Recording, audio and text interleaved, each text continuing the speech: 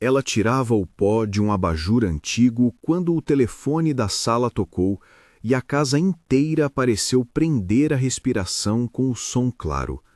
Larissa limpou as mãos no avental.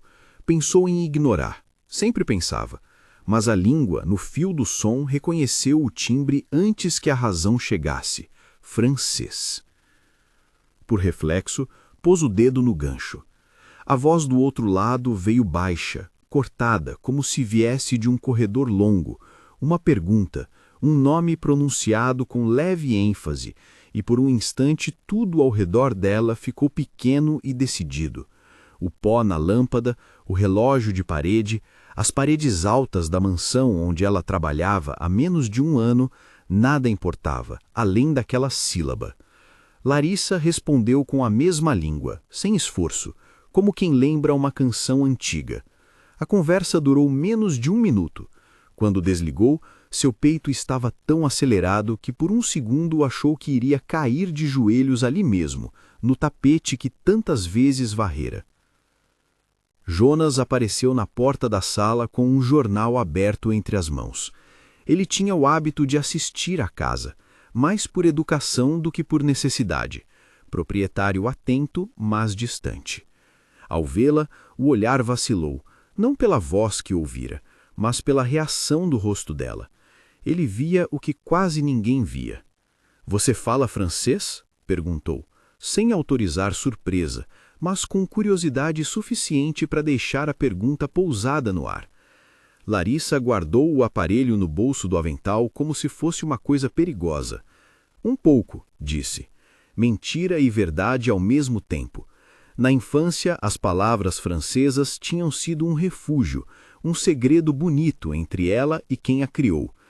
"Aprendi." Ela sorriu curto, e o sorriso foi suficiente para dissuadi-lo, mas não para afastar a primeira fagulha de atenção. A vida de Larissa naquele casarão era um compasso invisível. Cedo, limpar os corredores onde o ar cheirava a riqueza alheia. Tarde, recolher restos de jantares que nunca lhe disseram respeito. Havia uma rotina tão calcificada que quase funcionava como tecido entre suas mãos, e, por isso, a pequena diferença da manhã ganhou dimensão. Ela passara a eternidade escondida em pequenos gestos, em particularidades que ninguém notava. O jeito de dobrar guardanapos que lembrava mãos de salão, a precisão com que alinhava livros de capa dura, a maneira como falava baixo para não revelar história. E no bolso do avental, entre uma flanela e um elástico, um pingente, uma pequena estrela de prata, meio gasto pelo tempo, que Henri lhe dera quando a vida parecia apenas um caminho sem volta. Ele chamava aquela estrela de Vega e dizia que quem perdia o rumo podia sempre olhar para ela. Jonas começou a convidá-la para tarefas que antes nem consideraria delegar. No começo foram coisas simples: ajeitar a mesa antes de reuniões importantes, garantir que um telefone ficasse na posição correta, oferecer-lhe um chá quando o cansaço parecia vencê-lo. Havia nele um gesto que não sabia explicitar: confiança. Era uma coisa curiosa e nova para Larissa, porque confiança pesava, ao contrário de invisibilidade, que era leve.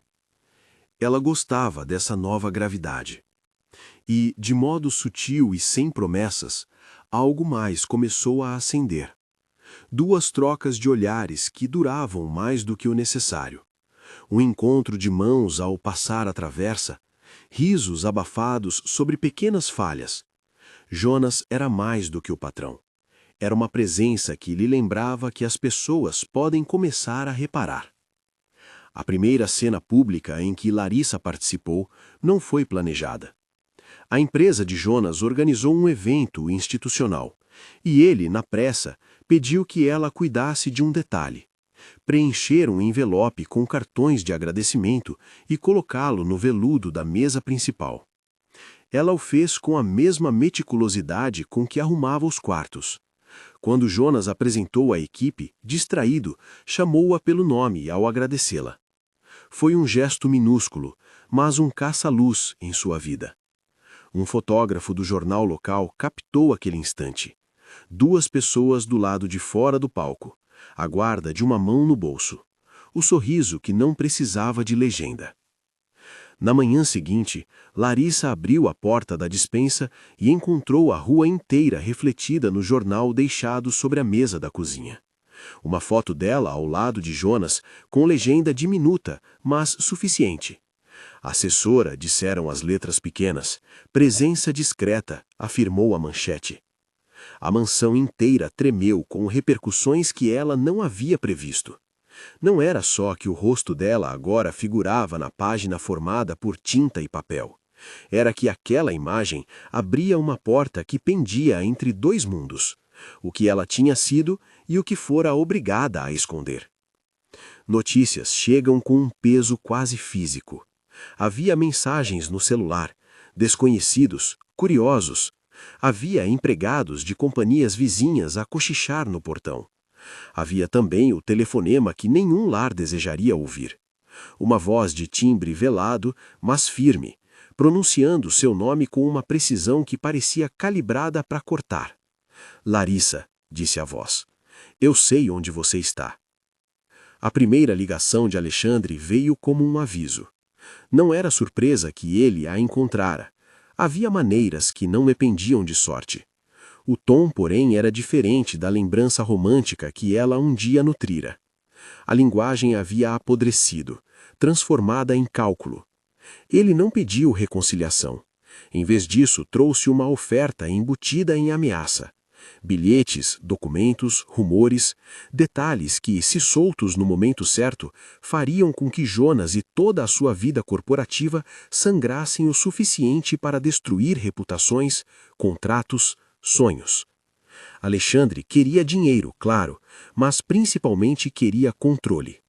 Volte, disse ele entre linhas, fuja, ou eu te exponho. Larissa ouviu e, ao desligar, sentiu o chão ceder. A chantagem não ameaçava apenas o seu passado, que já a havia separado de tudo o que amara, mas a vida que, nos últimos meses, cuidadosamente vinha arrumando como se pudesse, enfim, pertencer a alguém diferente. Jonas, que antes a via de longe, agora a observava com olhos que procuravam explicação. Ela poderia desaparecer, deixar tudo e ir para um lugar onde ninguém a encontrasse, ou poderia ficar e correr o risco de ver tudo desabar. As opções pesavam. Fuga parecia, por um instante, uma solução limpa, um carro, um bilhete, certo anonimato temporário. Mas fugas têm um preço. Elas abandonam juramentos feitos em silêncio, prometem a renúncia de futuros possíveis e mantêm o medo como companheiro constante. Lutar, por outro lado, exigia algo que Larissa acreditava nunca mais ter. Coragem para se mostrar inteira, sem o véu da discrição. Havia a possibilidade de proteger Jonas, de manter intacto o trabalho que ela começava a cuidar com carinho. Também havia o risco de arrastar outros para o vendaval. Helena foi quem a encontrou chorando no final do dia, encostada na pia da cozinha onde as louças da ceia ainda secavam. Amiga leal, com uma prática de solidariedade concreta, Helena ouviu mais do que falou. Você não pode sair correndo e deixar tudo assim, disse ela com aquela mistura de pragmatismo e ternura que sempre soubera decifrar melhor do que qualquer conselheiro. Nem você se proteger de qualquer forma. Isso, apontou para o jornal ainda sobre a mesa, não pode ser o ponto final. Foi Henry quem apareceu na memória como um mapa. Pai adotivo, figura que se movera nas pontas dos pés pelos eventos mais turbulentos da vida dela, Henry, ou Henry, dependendo do momento, escrevera uma vez sobre prudência e sobre a necessidade de guardar provas, não por mania, mas por sobrevivência. Ele era um homem de pequenos atos heróicos. Nunca falou muito sobre o que fizera no passado, mas deixara pistas. Cartas, um bilhete com contatos, um envelope escondido sob um talico falso na casa que ela trouxera como refúgio. Larissa fora buscando esses gestos quase ritualisticamente, sempre que a memória vinha para esmigalhar coragem. E naquele dia, quando o peso da chantagem parecia capaz de afundar a respiração, Ela encontrou entre os papéis amarelados algo que Henry deixara sem saber que precisaria. Um bilhete curto com nomes, um número e uma nota. Se o passado te procurar, traga a verdade para quem sabe ouvir. A verdade tinha cheiro de metal e lama, era dura e às vezes doía, mas era a única coisa que poderia, talvez, frear as palavras de Alexandre antes que ele as tornasse públicas. Com aqueles nomes, Larissa sentiu que algo se mexia. Não seria tudo solitário. Havia rivais de Alexandre, pessoas que haviam cruzado seu caminho e guardavam cicatrizes. Havia também a possibilidade de transformar a chantagem em algo mais concreto. Prova. Ela contou a Jonas por obrigação e por necessidade de ser honesta, mas escolheu suas palavras com o cuidado de quem segura uma navalha. Jonas ouviu, a face translúcida de preocupação, as mãos encontrando as dela como quem toca algo vivo. Eu não vou mandar você embora, disse ele, voz baixa, sem promessas que não podia honrar. Nem posso prometer que isso será simples. Ele não prometeu protegê-la com poder como um dono de império faria. Ofereceu sua presença, sua disposição para ouvir e, quando possível, ajudar. Larissa aceitou com a gratidão de quem aprende que a confiança também exige exposição. Após a conversa, Jonas passou a olhar a casa sob outro ângulo. As câmeras de segurança, que antes serviam apenas ao monitoramento de entregas, foram mencionadas, mas nunca como resposta final. A casa era um lar e também um lugar cheio de corredores que alguém poderia usar para não ser visto. Larissa sabia disso muito bem. Ela conhecia atalhos, o melhor horário para as entregas, quando os grupos de limpadores passavam, mapas que agora tomavam outra forma diante do perigo. O primeiro telefonema direto de Alexandre, porém, não foi uma tentativa de negociação. Foi um aviso de que ele voltaria ao Brasil. A expressão no rosto de Larissa ao ouvir a notícia era algo entre pavor e um estranho reconhecimento. Alexandre não viera por amor, pense ela frio. Vinha por poder e por dinheiro, e havia algo mais que o movia que era antigo e corroído. Raiva e a necessidade de marcar território. Se ele viesse, tudo poderia explodir. O segundo bloco da história começou a ser tecido em pequenos fios. Larissa entrou em cena pública com mais frequência. Foi convidada a participar de reuniões por Jonas, não por fingimento, mas por utilidade, e aquilo a deixou exposta de forma diferente. Ao mesmo tempo, a presença de Alexandre no país plantou sombras. Fotos do casal na festa, a legenda mencionando seu nome e o título de assistente serviram de combustível para jornalistas ansiosos por uma boa história. O telefone tocava com números não salvos e havia mensagens que prometiam segredos que ela jurou jamais compartilhar. Uma noite, quando as sombras pareciam se fechar, Helena bateu na porta com um envelope sob o braço. Dobradas dentro, havia cópias de matérias antigas sobre casos nos quais Alexandre estivera envolvido. Acusações não provadas, contas por contestar, estranhos padrões de denúncias que se repetiam como se uma mesma mão movesse os pinos. Helena, que trabalhara anos em assessoria de imprensa e sabia identificar o que era ruído e o que era padrão, disse uma frase que Larissa guardaria. Ele não é apenas um homem vingativo, é um tráfego de intenções. Há sempre um padrão. Padrão era a palavra que agora pousava com peso. Padrão podia ser usado em tribunal.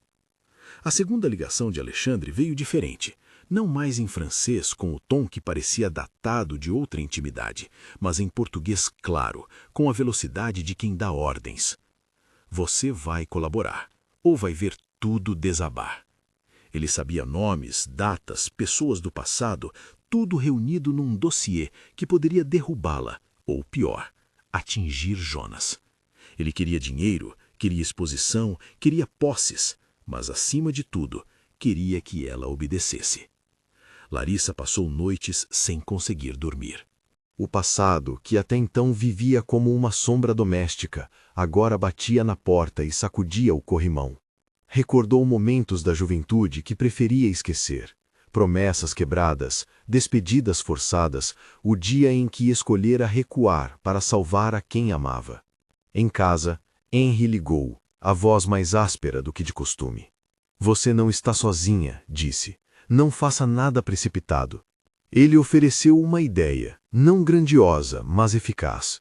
Pessoas com quem falar, advogados que haviam trabalhado com casos assim, uma delegada aposentada que ainda tinha contato com investigativos. Crie provas, registre a voz dele, sugeriu Henry. Se ele tem coragem de ir adiante, que ele o faça diante de câmeras. A sugestão acendeu uma chama e um medo. Gravar uma confissão significava se expor intencionalmente ao perigo. Se Alexandre fosse um animal encurralado, e era, a gravação poderia fazê-lo reagir de forma imprevisível. Ainda assim, a possibilidade de transformar chantagem em evidência era um passo na direção da verdade. E Larissa, ao contrário do que muitos imaginavam, sempre preferira a possibilidade de empurrar a vida para frente, mesmo que isso significasse encarar as próprias ruínas. Ela começou a planejar com precisão obstinada. Primeiro, reunir quem poderia vigiá-la. Helena, pronta para ser suporte. Henry, com contatos velhos que pareciam mais valiosos do que os títulos indicavam. E, acima de tudo, advogados. Doutora Patrícia Ramos entrou na história com a calma de quem já vira tempestades e placas de aviso. Ela não fez promessas fáceis. Processos são tortuosos, avisou. Podemos tentar construir um caso, mas prepare-se para o desgaste. Ao ouvir aquilo, Larissa sentiu um alívio estranho, não por ouvir palavras de consolo, mas por ter alguém que traduzia a incerteza em passos concretos. Outra peça crucial foi Márcia Santos, a ex-delegada. Márcia não era do tipo dramático, era prática, de postura direta, com anos de operacionais nas mãos. Ela não prometeu milagres, apenas métodos. Você vai se preparar, disse numa sala de reuniões que cheirava a papel e café. Vamos treinar para você se manter segura. Se vamos forçar uma confissão, temos que ter como garantir sua integridade. Márcia começou a desenhar o que parecia um roteiro sem dar detalhes técnicos demais. Rotas seguras, pontos de apoio, quem deveria estar por perto. Era um plano que equilibrava cautela com audácia, e nas bordas, algo que Larissa aceitava porque se recusava a ser tomada. Enquanto as peças se articulavam, o Jornal da Cidade apresentou um suplemento com o rosto de Alexandre em manchete de segunda página. Empresário, ex-noivo de uma herdeira, acusado de práticas questionáveis. A ironia era cruel. O jornal pintava Alexandre de muitos modos, mas não de assassino. A história precisava ser costurada com mais linhas para resistir às defesas públicas do homem. Era nisso que Henry insistia. Coerência. Mostre o padrão, dizia ele. Padrões conversam com a justiça. Larissa não desistia de sua privacidade, mas agora sabia que a invisibilidade não era defesa. Era preciso agir com inteligência, usar a própria astúcia, que já fora ferramenta de sobrevivência, para virar arma contra quem desejava controlá-la. Ela começou a praticar respostas, frases que não traíssem medo, modos de falar que não oferecessem abertura à escravidão de chantagens. Ensaiou, diante de um espelho, como manter a voz firme se Alexandre tentasse pressioná-la. Jonas observava essas transformações com uma mistura de admiração e pesar. Ele via a mulher que já fora forçada a renunciar a si mesma, voltando a construir-se, tijolo por tijolo. Houve uma tarde em que tudo pareceu à beira de explodir. O telefone tocou outra vez e Larissa atendeu sabendo que poderia ser Alexandre. Do outro lado, a voz veio seca. Você sabe que eu posso acabar com você. A ameaça era direta, brutal. Larissa ouviu e, pela primeira vez, deixou uma resposta que não carregava medo. Se você fizer isso, será sua confissão, disse ela. A frase era simples, quase arriscada. Era também, na prática, um convite para que ele se expusesse. Alexandre riu, frio. Tem coragem para ir até o final? Perguntou. Ou você vai fugir? Ela não respondeu com palavras. Respirou fundo, e um plano começou a se formar com a lentidão decisiva de uma colmeia. Não era apenas coragem, era estratégia. Havia gente para ajudar. Provas, testemunhas que ainda não haviam sido ouvidas. Havia o jornal que a expusera, e agora poderia servir de suporte se usado com sabedoria. Havia, enfim, uma escolha: recuar e perder para sempre a possibilidade de construir algo novo, ou enfrentar, e mesmo com riscos, buscar transformar a chantagem em instrumento de justiça. Antes de qualquer confronto, eles precisavam de evidências concretas. A gravadora era uma ideia que se insurgiu entre os nomes anotados por Henri e aconselhamentos de Márcia. Não uma ideia imprudente, mas uma opção calculada. Se Alexandre se expunha em palavras onde admitia crimes ou ameaças, essas palavras podiam se tornar prova. Mas quem ouviria? Quem acreditaria? As respostas eram complexas, mas havia um caminho: não agir sozinha. Naquela noite, Larissa sentou-se à mesa da cozinha, a luz branca sobre os papéis, a estrela de prata no peito como uma marca quente. Henri ligou outra vez, com sua voz que mais parecia um abraço áspero. Não se apresse, mas não hesite tanto que o mundo desapareça. Vá ver a doutora Patrícia, marque com Márcia e me conte tudo. A gente vai montar isso passo a passo. Ela escreveu os nomes. O papel tremia nas mãos, não por fraqueza, mas pelo peso do que estava para começar. Sua vida, que até então havia sido um exercício de adaptação e silêncio, agora ganhava contornos, não apenas um modo de sobreviver, mas um plano para transformar dor em possibilidade. O misto de medo e coragem era um novo compasso. Se havia algo que a mantinha centrada, era a lembrança da estrela de Henri. Quando as dúvidas vinham, quando a sombra de Alexandre parecia extensa demais, ela punha a mão no pingente e, por um segundo, via a velha casa do seu passado, onde Henri sorria com olhos duros, como quem sabe que o mundo exige prontidão. Vega, ele dizia, era um guia. Quando você não souber para onde ir, olhe para ela, repetia. A luz da história era pouca, mas suficiente para que ela não perdesse o caminho. Ao fim do bloco que estabelecia o conflito e plantava a semente da reação, a rotina da mansão mudara. Não era só o jornal ou as ligações, era a sensação, agora persistente, de que algo havia sido rompido e que se poderia reparar, com estratégia, com apoio, com a coragem de quem não se contenta em viver à margem. Jonas, por seu lado, aproximava-se de Larissa não como patrão distante, mas como aliado que ainda aprendia a equilibrar poder e cuidado. Havia um novo tipo de intimidade nas pequenas coisas: dividir uma xícara de café às 7, discutir a agenda do dia com honestidade, perguntar sem pressa como ela se sentia. Se essa história está prendendo você tanto quanto me prende, fica comigo até o fim para ver como Larissa transforma medo em coragem e uma chantagem em prova. Inscreva-se e acompanhe. Tem muito por vir. Depois do breve sopro de normalidade que a noite trazia, as cortinas recolhidas, as luzes reduzidas, as taças lavadas, veio o primeiro movimento decisivo. Larissa aceitou encontrar Patrícia. Marcou num café discreto, longe da cobertura de jornais e das rotinas dos seguranças.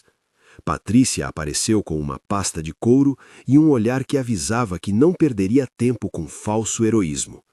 Sentaram-se em uma mesa no canto, e o diálogo foi direto, prático. Nomes, datas, contatos. Patrícia anotou, inclinou a cabeça e perguntou detalhes que apenas alguém acostumado a desmontar casos saberia pedir. "Você quer correr, Larissa?" perguntou Patrícia, com a calma de quem conhece a vertigem do medo. "Ou quer enfrentar isso e buscar responsabilização?" A pergunta pesou como um espelho. Larissa respondeu com a clareza de quem já tivera que escolher antes. "Quero enfrentar, mas não sozinha." A advogada sorriu quase sem alegria e fez algo que Larissa guardaria como um gesto de solidariedade profissional. Entregou um cartão com um número direto e disse que precisavam em seguida falar com Márcia e, se possível, começar a reunir testemunhas. "Isso pode demorar e doer", disse Patrícia, "mas cada passo é uma construção." Larissa saiu do café com o coração diferente, não porque o mundo ficasse mais seguro, mas porque agora o medo tinha nomes e procedimentos. A cidade parecia mais clara, e a estrela de prata no pescoço, aquela que Henri dera, brilhava como se dissesse: há caminhos que não se trilhavam sozinhos. Nas noites seguintes, o telefone tocou mais vezes. Alexandre circulava como uma sombra em volta das bordas de sua nova vida. Havia, inclusive, uma passada súbita por estradas do interior que ele afirmara ter feito para resolver assuntos pessoais, e isso soava como aviso. Larissa, por sua vez, não se fechou em pânico. Começou a treinar a própria respiração, a falar com a doutora Fernanda por telefone e a preparar, com a ajuda de Márcia, roteiros de segurança. Cada pequena ação era um pedaço de coragem, medido e real. Ainda havia, por baixo de tudo, o desejo de que no centro da tempestade fosse possível encontrar algo que valesse a pena. Não se tratava apenas de sobreviver, mas de construir um lugar onde a confiança pudesse existir sem que o passado a ameaçasse todo dia. A possibilidade de um novo começo não era mais um sonho vagabundo. Estava se tornando uma escolha concreta, com nomes e rotas. E enquanto os dias iam se sucedendo e a cidade se ocupava com suas manchetes, Larissa aprendeu a transformar a urgência em disciplina. Cada telefonema era analisado, cada foto era arquivada, e a estrela de Vega, quente contra o peito, lembrava-lhe que as noites mais escuras são atravessadas por quem aceita que o caminho pode ser longo. Ela sabia, com uma certeza feita de medo e determinação, que a próxima ligação poderia ser a que mudaria tudo.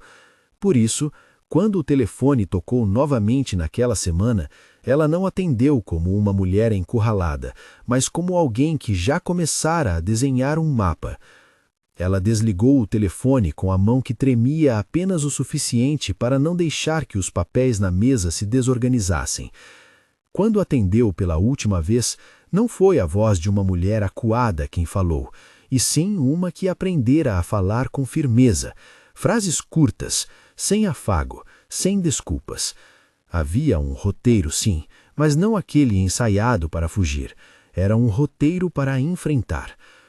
As semanas que vieram foram feitas de passos medidos. Não era só o plano técnico. Quem acompanhava a cena via a simplicidade das práticas cotidianas. Larissa deixou de responder a números desconhecidos à noite, passou a caminhar com companhia sempre que voltava tarde, guardou o pingente de Vega mais apertado sob o avental como um amuleto que não precisava de superstição para existir. Ela treinou a respiração com a doutora Fernanda e praticou diante do espelho frases que não entregavam medo.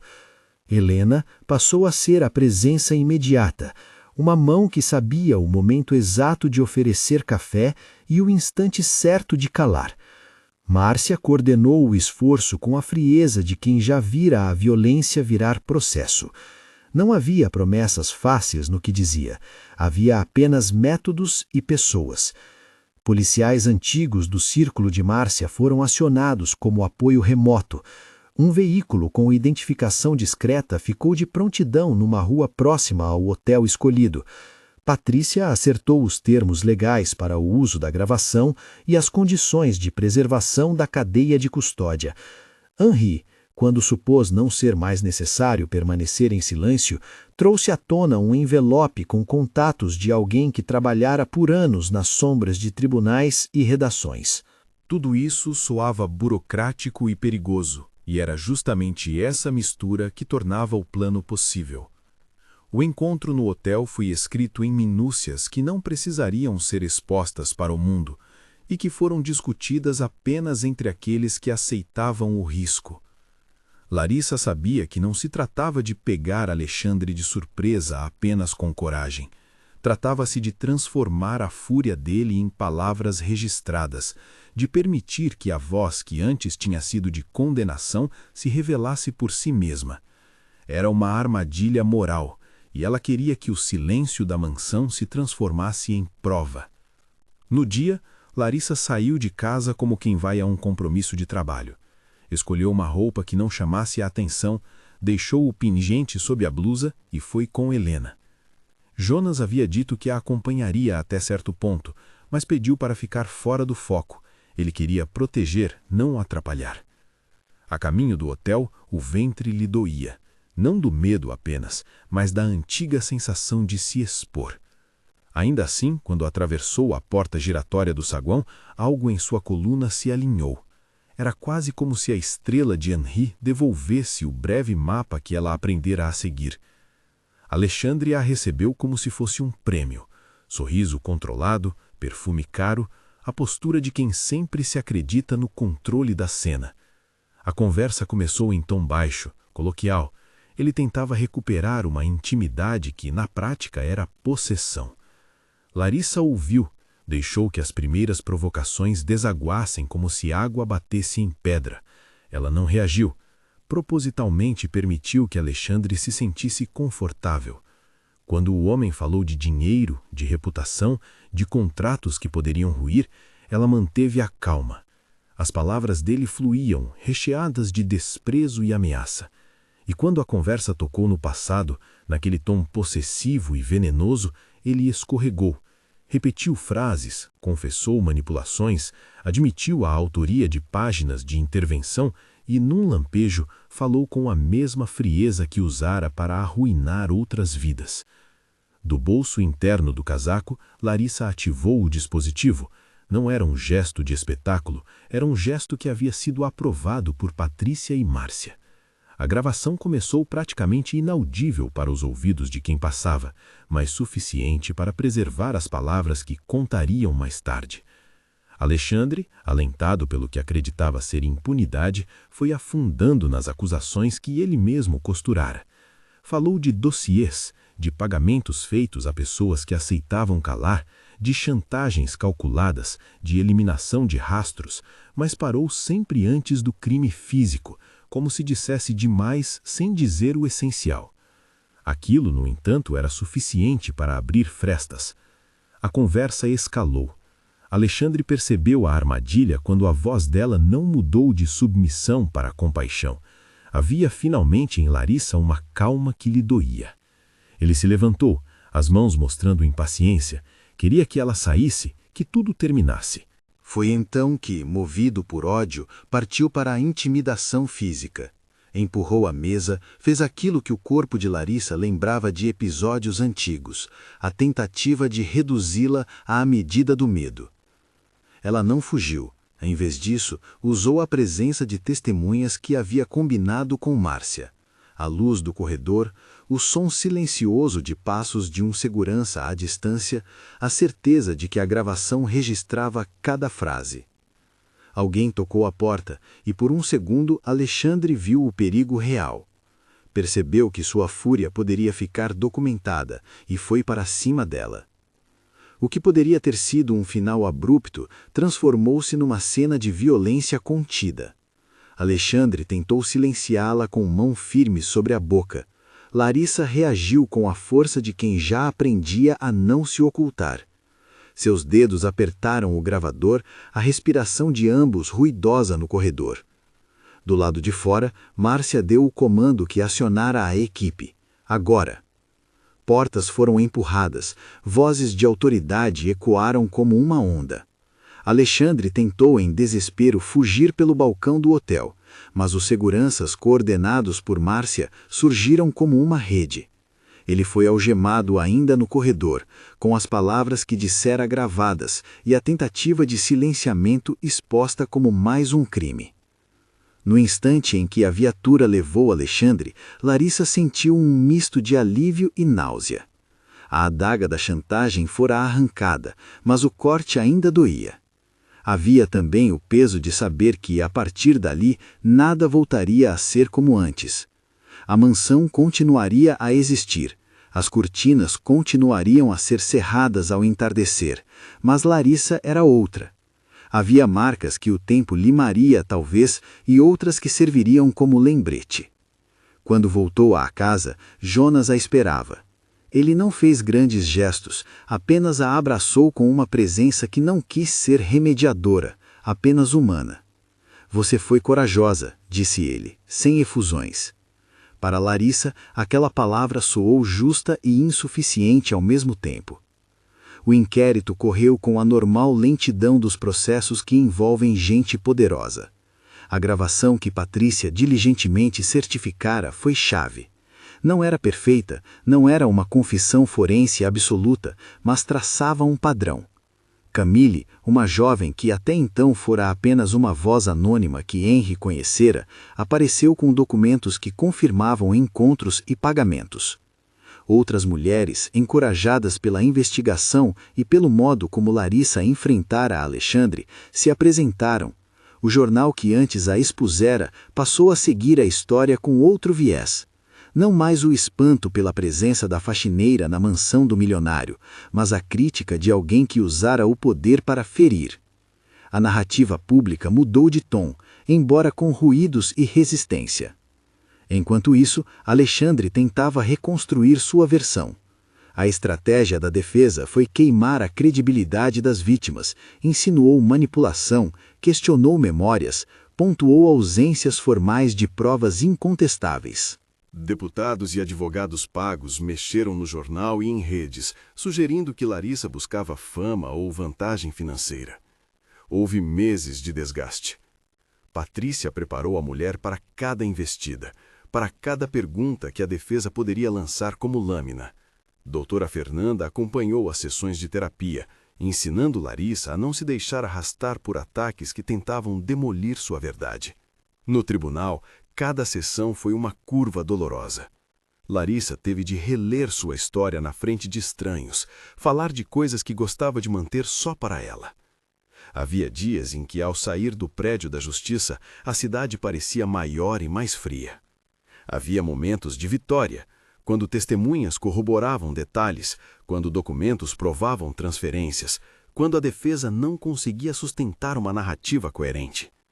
E houve momentos de humilhação, quando perguntas sobre seu passado foram feitas com a intenção de minar sua credibilidade, quando velhos preconceitos chegaram em forma de olhares. Ela chorou sozinha no banco da praça atrás do fórum, segurando a correntinha de vega até que a mão doesse. Jonas esteve ao lado sem ser o protagonista do caso. Ele não tentou controlar os advogados nem aparecer como dono do destino alheio. Estava presente nas coisas pequenas, reservando um livro de cozinha que ela gostava, esperando-a no carro depois das audiências, interrompendo quando a imprensa tentava vandalizar conversas. Seu papel foi o de um companheiro que aprendia a amar alguém que não precisava ser consertada, apenas respeitada. A defesa tentou usar a história de Henri como fato que a colocasse em uma posição ambígua. Questionaram detalhes do passado dela, insinuaram que ela manipulava lembranças. Foi um golpe duro, porque aqueles ataques não se dirigiam apenas às provas, mas à própria identidade de Larissa.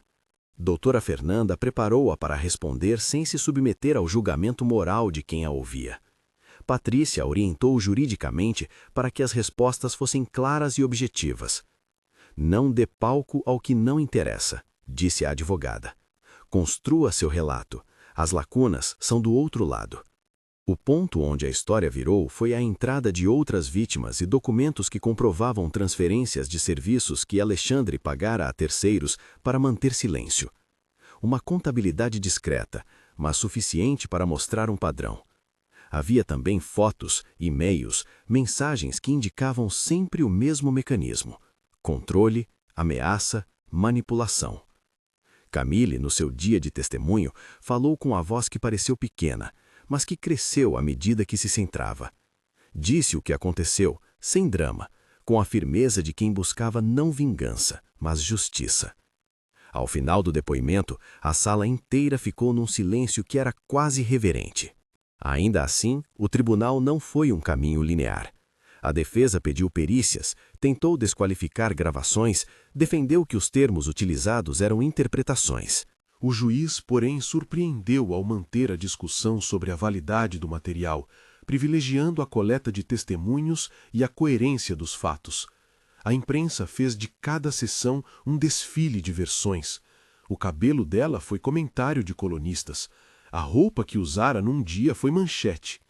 O desgaste era tanto jurídico quanto íntimo. Nos meses seguintes, houve um veredito que ninguém tratou como definitivo sem cautela. Alexandre foi condenado por extorsão e por tentativa de intimidação, com uma sentença que refletia a soma das acusações que provinham do padrão demonstrado. A condenação não foi, na cabeça de Larissa, a total reparação. A justiça, aprendeu, era mais um processo contínuo do que uma sentença em papel. Mas a decisão teve um peso simbólico enorme. Foi o reconhecimento público de que ele usara do poder para ferir e que havia consequências. O tribunal entendeu que o método de chantagem e de manipulação constituíra crime.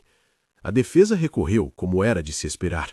Recursos foram protocolados e o sistema continuou seu compasso lento. Ainda assim, naquele dia em que o juiz leu a sentença, Larissa sentiu uma descarga de algo que aproximava justiça de justiça possível.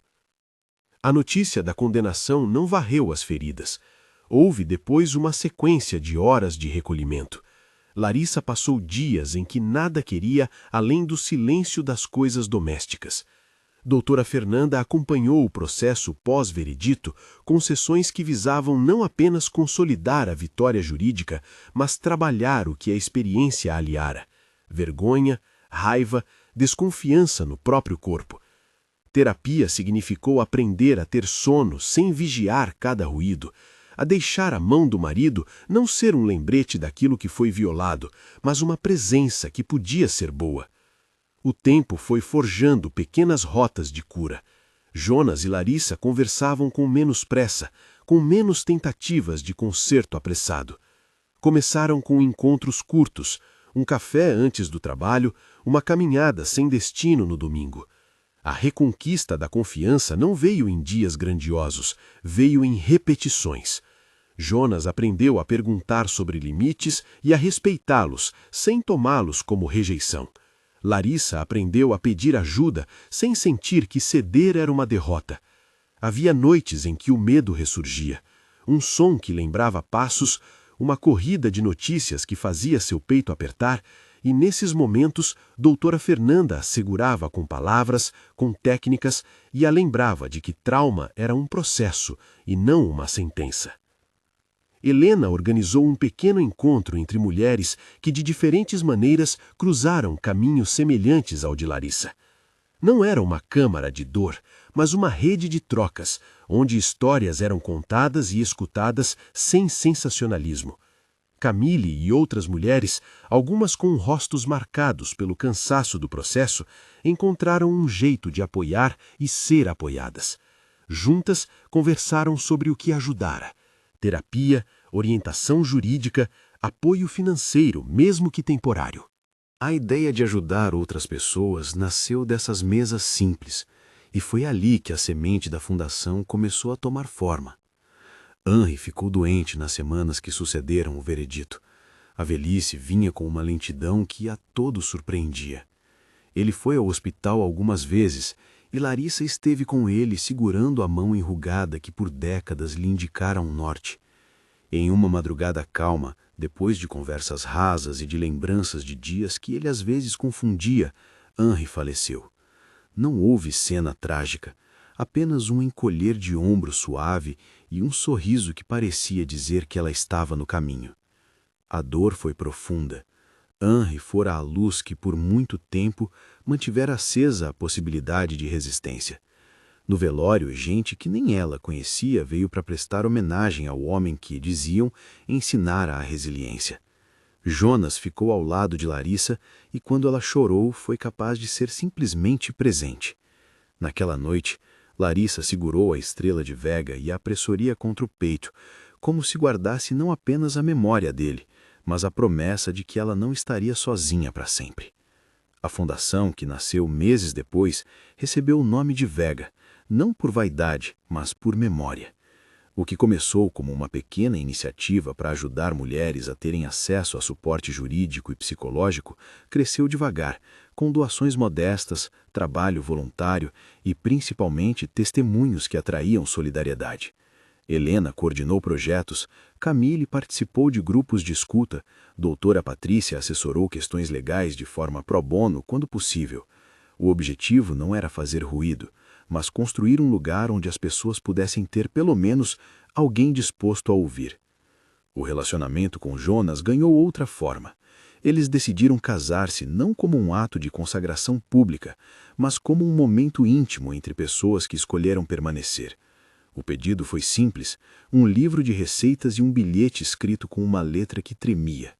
O casamento foi pequeno, celebrado no jardim da mansão em tarde de sol que irradiava pólen e risos genuínos. Amigos próximos, Helena, Patrícia, Márcia e alguns membros da equipe da fundação fizeram parte da cerimônia. Larissa usou a correntinha de Vega como detalhe próximo ao coração. Quando trocaram votos, disse pouco. Escolheu ser direta e verdadeira, prometendo presença e cuidado. Jonas, por sua vez, falou de admiração e de um compromisso de segurança respeitosa, palavras que soavam antigas e novas ao mesmo tempo. A maternidade veio depois, num compasso que não parecia apressado, como se ambos tivessem decidido que a vida poderia ser planejada com delicadeza. Quando a criança nasceu, trouxe com ela uma nova rotina de noites quebradas e de uma alegria quase cega. Larissa, agora mãe, descobriu uma paciência nova, uma disposição para transformar o medo em cuidado.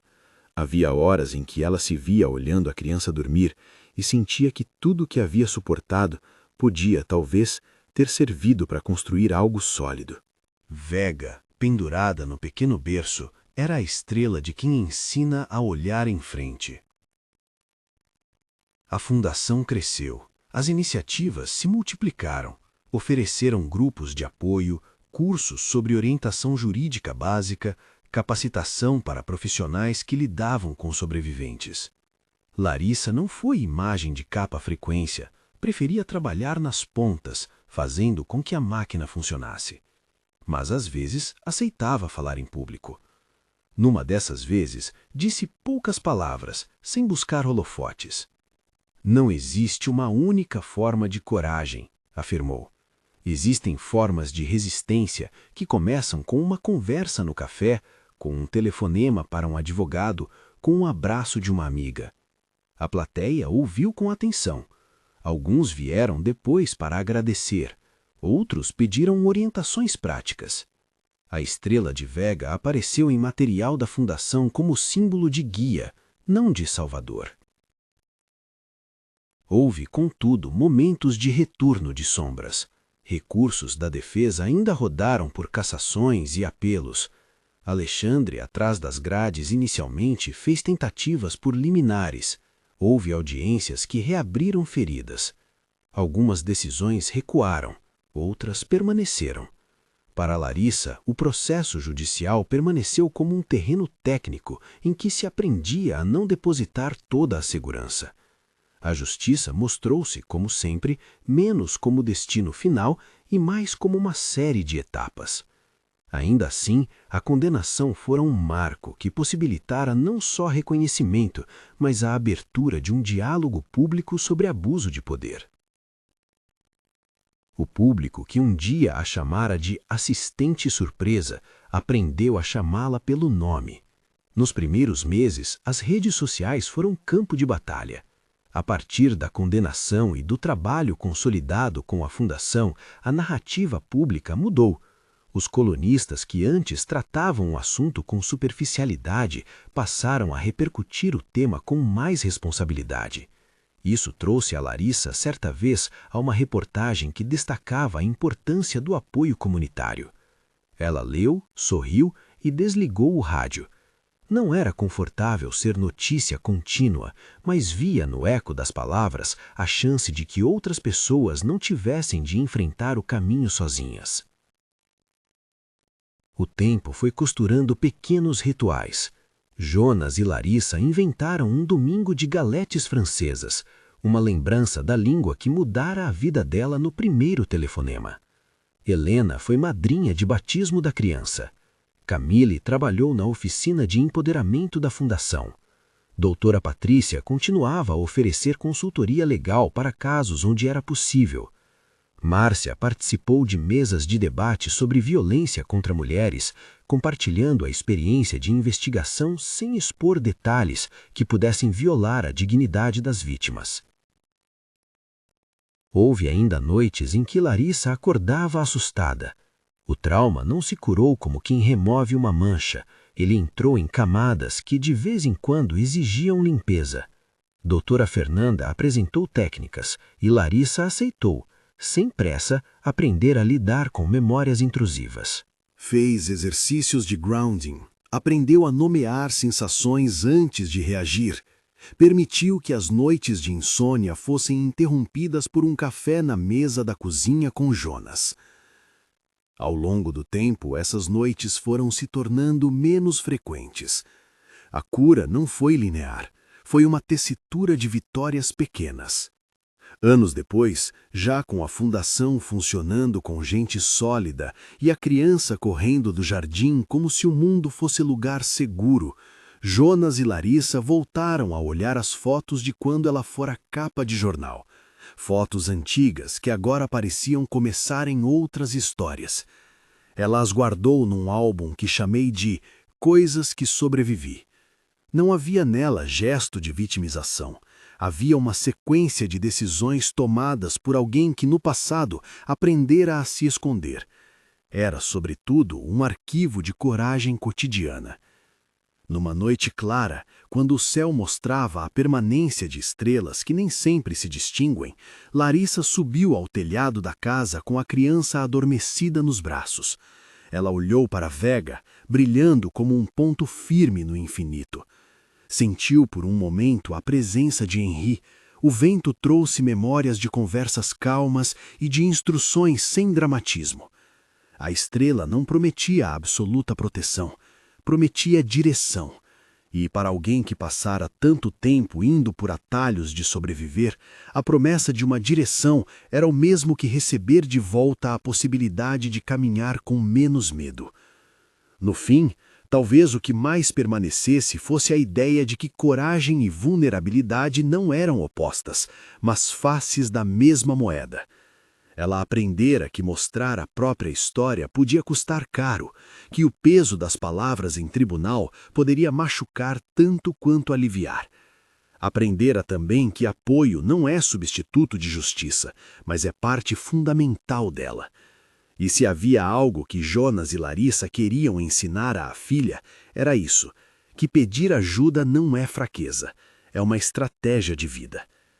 Se essa história tocou você, compartilhe com alguém que precise ouvir uma mensagem de resistência e esperança. Comente o que faria no lugar de Larissa e confira outras histórias no canal. Há sempre quem precise saber que a coragem pode ser construída, passo a passo, com apoio.